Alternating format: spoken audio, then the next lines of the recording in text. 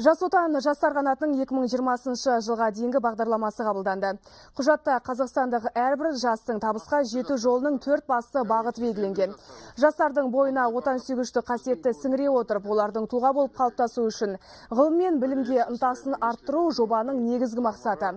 Бұл туралы бүгін Елордада өткен Жас отан жастар қанатының форумында айтылды. Салтанатты шараға елбасы қатысты. Жастың қуаты білім мен білігінде, бірлік пен отансүйгіштігінде. Бірлігі бар қазақты ешкім жеңе алмаған, деді мемлекет басшысы. Енді еліміздің алдында әлемдегі дамыған мемлекеттермен терезесі тең дәрежеге жету міндеті тұр. Президент ол үшін аянбай еңбек ету керектігін атап өтті. Айта кетсек, бүгінде Жас отанның 170 мыңнан астам мүшесі бар.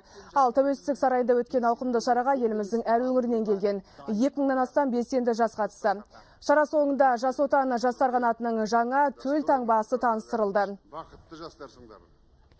Біз бабалардан мирас болған атамекенімізді тәуелсіз ел еттік. Тұрмысы шалқып түтінді түзу ұшқан бақуатты мемлекетке айналдырып, барлық дүние жүзінде еліміздің бар екенін білдірдік. Қазақтың бар екенін білдірдік. Татулықты, тұрақтылықтың және тұрақтылықты дамудың тұғыры ете білдік. Біздің ең жетістіктеріміздің басы бірлік болып саналады. Бірлігімізді тұмардай сақтай білсек, еліміз үшін алынбайтын ешқандай биік белестер жоқ.